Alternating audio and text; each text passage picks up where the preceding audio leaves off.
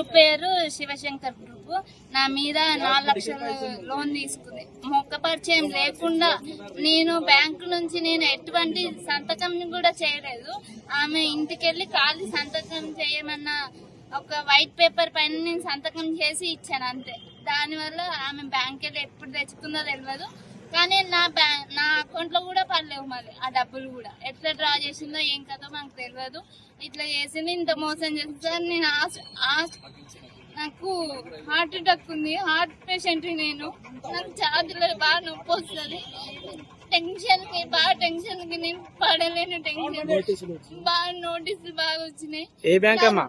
Union bank. నాకు 2 చిన్న పిల్లలు ఉన్నారు సార్, ఒక పాప బాబు.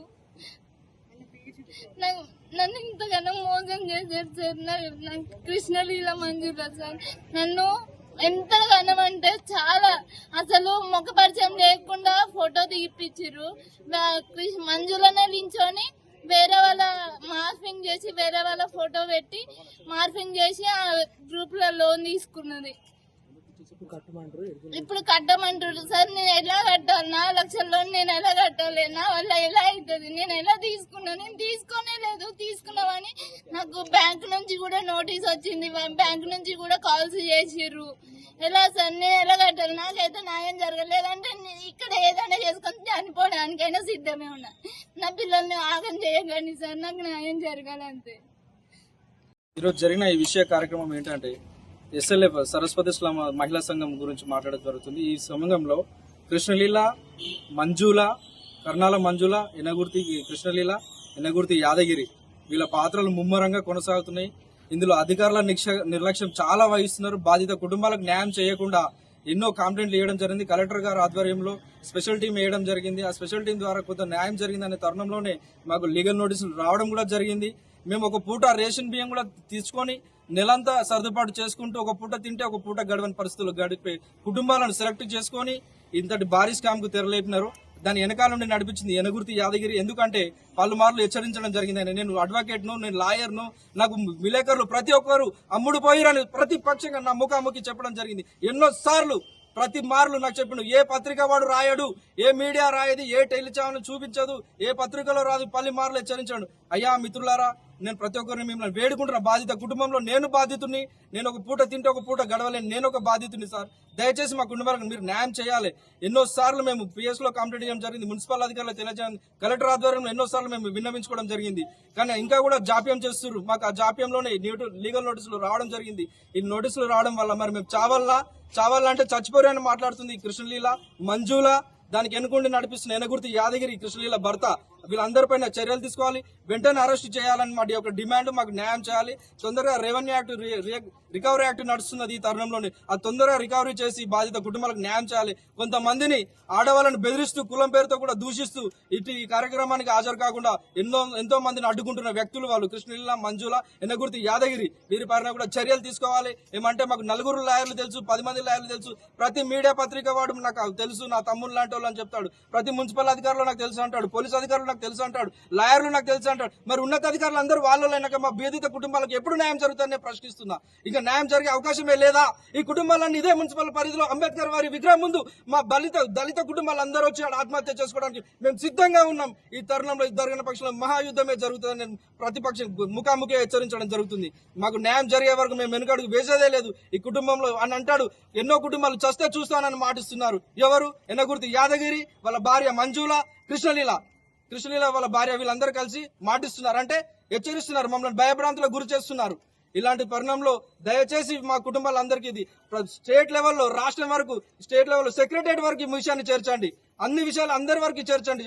రాష్ట్రం మొత్తం తెలియాలి ఈ విషయం. మహిళా గ్రూపులు ప్రతి జిల్లాలో జరుగుతుందా? అందరు అధికారులు ఇలాగే ఉన్నారా? సహకరిస్తున్నారా? బాధిత కుటుంబాలు, చిన్న బీడిత కుటుంబాలకు, దళిత కుటుంబాలందరికీ మోసం చేయాలని నిర్ణయించుకున్నారా? జీతాలు సరిపోతలేవా? వాళ్ళు చేస్తున్న తరుణంలో వాళ్ళకి వచ్చే జీతం సరిపోవట్లేదా? ఎందుకు ఇలాంటి తెరలేపుతున్నారు? మేమేమన్నా పెద్ద కుటుంబాలమ్మా? ఒక పూట తింటే తినలేం సార్. ఒక పూట గడిస్తే మాకు ఒక పూట గడవని పరిస్థితి. మాకు ఈ లీగల్ నోటీసులు వచ్చాయి. ఈ రోజు చచ్చిపోవడానికి సిద్ధంగా ఉన్నామంటే చచ్చిపోయినా పర్లేదని మాట్లాడుతున్నారు వాళ్ళు 3 వ్యక్తులు, కృష్ణలీల, మంజుల, యాదగిరి. నేను లాయర్ను, నేను ఎంతనైనా దూరం రాగలుగుతా, ఏదైనా చేయగలుగుతా అంటే నువ్వే దగ్గరుండి స్కామ్ చేపిస్తున్నావు. ఇంతకుముందు కూడా చాలా అన్నాడు, ఇది చిన్న మ్యాటర్ 3 కోట్ల స్కామే కదా, నాకు తెలిసి ఉంటే ఇంకా 10-15 కోట్లు చేపించేవాడు అని మాట్లాడించు. అంటే అంత ధైర్యంగా అధికారులు సహకరిస్తున్నారా? బ్యాంకులో కూడా బ్యాంక్ అధికారుల పాత్ర ముమ్మరంగా ఉంది. వాళ్ళ పైన ఎందుకు చర్యలు తీసుకోవడం లేదు? ఈ స్కామ్ చేసిన ఈ ఆర్పి కృష్ణలీల మంజుల వాళ్ళ ఎన్నుకుని నడిపిస్తున్న యాదగిరి మీద ఎందుకు చర్యలు తీసుకోవడం లేదు? ఇక్కడ నుంచి బదిలీ అయిన సీఎం సరిత మీద ఎందుకు చర్యలు తీసుకోవడం లేదు? అధికారుల జాప్యం ఉంది. మున్సిపల్ అధికారుల జాప్యమా, పోలీసు అధికారుల జాప్యమా, మరి ఇంకా పెద్ద ఎత్తున దీనిపైన ఎంక్వైరీకి వచ్చిన అధికారుల మీద జాప్యమా? ఈ బాధిత కుటుంబాలు ఏమాలనుకుంటున్నారు?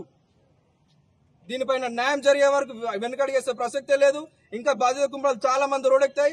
మేము హెచ్చరిస్తున్నాం, ఈ మున్సిపల్ గేటును దిగ్బంధం చేస్తాం. అంబేద్కర్ విగ్రహం వద్ద ఆమరణ దీక్ష కూడా మేము ముందుకు రాగలగడానికి సిద్ధంగా ఉన్నాం. ఆత్మహత్యలు చేసుకోవడానికి కూడా సిద్ధంగా ఉన్నారు. అంటే ఇదంతా జరిగినా కూడా మేము నిమ్మకు నీరెత్తినట్టుగా వ్యవహరిస్తున్నటువంటి తీరు ఇక్కడ మంచి స్పష్టంగా కనిపిస్తుంది.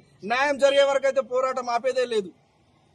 కృష్ణలీల మంజులను, యాదగిరిని, సీఓ సరితను వెంటనే అరెస్ట్ చేసి వాళ్ళపైన కఠిన చర్యలు తీసుకోవాలి. కులం పేరుతో దూషిస్తున్నాడు. అవును, నేను ఎస్సీ మాదిగ కులానికి చెందినవాడను, నన్ను కూడా దూషించడం జరుగుతుంది. నా భార్యను గాడిది గీడిదని భావించాడు. మరి అతని పైన ఎలాంటి చర్యలు తీసుకుంటారని నేను ప్రశ్నిస్తున్నాను. మాకు ఎవరెవరితో ఫోన్లు చేయించి బెదిరించడం కూడా జరుగుతుంది. అయ్యా, మాకు అవన్నీ ఏం అవసరం లేదు, మాకు చేసిన నష్టానికి మీరు అక్కడ తిరిగి బ్యాంకులోనే చెల్లించండి, మీకు మాకు వ్యక్తిగత విభేదాలు లేవు, మేము కులం కాదు, మీకు మాకు ఎలాంటి పగ విభేదాలు లేవని కూడా పలుమార్లు ప్రాధాయపడిన సందర్భాలు ఉన్నాయి. కాళ్ళు పట్టుకుని బదిలైన సందర్భాలు ఉన్నాయి, దండం పెట్టి బదిలైన సందర్భాలు ఉన్నాయి. అయినా కూడా వాళ్ళకు కనికరం లేనట్టు వ్యక్తిత్వం వాళ్ళు వ్యక్తపరుస్తున్నారు. వీటిపైన కఠిన చర్యలు ఖచ్చితంగా తీసుకోవాల్సిందే. మరి ముఖ్యంగా దయచేసి నన్ను క్షమించాలి. అతనన్న మాటనే మీ ముందు తెలియపరుస్తున్నా. ప్రతి మీడియా వ్యక్తులు నాకు అమ్ముడుపోయాడు అన్నాడు. ఈ విషయం అయితే అతను అన్నదే, నేను కల్పించింది కాదు, సృష్టించింది కాదు. ఈ విషయాన్ని అయితే మీరు నా దృష్టి ఉంచుకొని క్షమించాలి. అతన్న మాటనే మీకు తెలియజేస్తున్నా. ఈ మాటను ఈ బాధ్యత ముఖాలు చూడండి ఒకసారి. వాళ్ళకి ఏ జ్ఞానం లేదు, చదువుపైన జ్ఞానం లేదు, వేలిముద్ర అంటే వాళ్ళు నిరక్షరాతులను ఒకరికొకరు పరిచయం లేనట్టు వాళ్ళని సెలెక్ట్ చేసుకుని ఈ స్కాములు తెరలేపడం జరుగుతుంది. అంటే వాళ్ళకు కనీసం వాళ్ళ ఒక బస్ ఎక్కి వాళ్ళ గమ్యానికి చేరుకుని వాళ్ళ సొంత కుటుంబం నడుపుకోవడం వరకే వాళ్ళ తెలివిని వాళ్ళు ఉపయోగించుకుంటారు. అంటే ఒక బాధిత కుటుంబాలు మంచి విజ్ఞత అంటే సరి అయిన జ్ఞానం లేని వాళ్ళను, మంచి మేధాశక్తి లేని వాళ్ళను వాళ్ళు ఎంచుకొని ఇలాంటి కార్యక్రమాలకు తెరలేపడం జరుగుతుంది. అంటే వాళ్ళు అంటారు, ముందు నడిపిస్తున్నావు కదా, నీ సంగతి చూస్తున్నా, నన్ను కూడా మరి హెచ్చరిస్తున్నా. నాకు కూడా ప్రాణభయం ఉంది అతనితో, యాదగిరితోటి, ఎనగుర్తి యాదగిరితోటి, కృష్ణలీల మంజులతో నాకు కూడా ప్రాణభయం ఉంది. మరి నాకు కూడా న్యాయం చేయాలని మనస్ఫూర్తిగా కోరుకుంటున్నా. ఇట్టి విషయంలో ప్రతి అధికారి వెంటనే స్పందించి మాకు వెంటనే రికవరీ యాక్ట్ చేసి బాధిత ఆ కుటుంబాలకు న్యాయం చేయాలి. ఆ బ్యాంకులో డబ్బు జమ చేసి మాకు ఎలాంటి అప్పులు లేనట్టుగా మాకు ఎన్ఓసి ఇస్తే ఆడికే మేము నమస్కరించుకుంటామని విన్నవించుకుంటున్నాను. నన్ను కర్ణాల మధ్యలో ఇక్కడ తీసుకొచ్చి నీకు బతుకుదొరు చూపిస్తాక నీకు ఇట్లా చేసి అట్లా చేసి అని తీసుకొచ్చింది. నన్ను ఇక్కడ పెట్టింది. అయితే గ్రూప్లో జాయిన్ చేయక ఒక మెంబర్ తక్కువ ఉన్నారాక నువ్వు ఉండు, నేను తీసుకుంటా డబ్బులు, నీకు అవసరం ఉన్నప్పుడు నీకు ఇప్పిస్తా అని తీసుకొచ్చి పెట్టించింది సార్. పెట్టించినాక నా 2 లక్షలు తీసి డ్రా చేసి ఇచ్చేసిన. మళ్ళీ నా తరఫున ఇంకో 3 పెట్టించిన. నాకు బతుకుదొరు చూపిస్తానంటే వాళ్ళు కూడా సరే నీకు బతుకుదొరు ఉన్నది కదా, నీకు ఎట్లయినా వాడుకో, ఇట్లా మిషన్లు అవి చేస్తా అన్నారు కదా, అవి తీసుకొని పైసలు ఇచ్చినారు సార్. వాళ్ళు కూడా 2 లక్షలు, వాళ్ళు 6 లక్షలు ఇచ్చినారు. నా 2 లక్షలు 8 లక్షలు సార్. కృష్ణలీల మంజులో తీసుకున్నారు సార్. తీసుకొని నా మీద బంగారం నింద పెట్టి నన్ను ఇంతకెళ్ళి కూడా బయటకు పంపించింది సార్.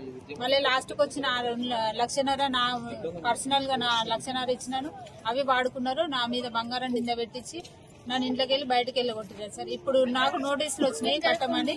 ఇప్పుడు నేను కట్టే పరిస్థితి కూడా లేదు సార్. నాకు చిన్న పిల్లలు ఉన్నారు, నేను సింగిల్ ఉమెన్, మా ఆయన కూడా లేడు. నేను కిరాయి కట్టుకుంటా బతికేదాన్ని, గిండికి అది కూలి పని చేసుకుంటా బతికేదాన్ని. ఇప్పుడు నాకు నోటీసులు వచ్చినాయి. నేను ఎట్లా కట్టే శక్తి కూడా నాకు లేదు. ఇప్పుడు సూసైడ్ చేసుకునే పరిస్థితి అయిపోయింది.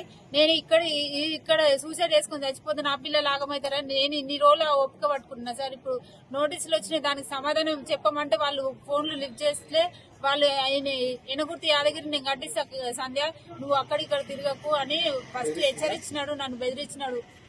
నేను కడతాను కదా, నువ్వు ఎందుకు తిరుగుతున్నావు వాళ్ళతో నీళ్ళతో, నేను తిరగకు, ఇంటికాడ ఉంటే నేను కడతాను, నేను కట్టిస్తాను చెప్పినాడు సార్. మళ్ళీ ఫోన్ కూడా చేసలేదు, ఫోన్ లిఫ్ట్ చేసలేదు. దీనికోసం నాకు న్యాయం చేయాలి, గవర్నమెంట్ ఇదే ఆదుకోమని చెప్తున్నాను.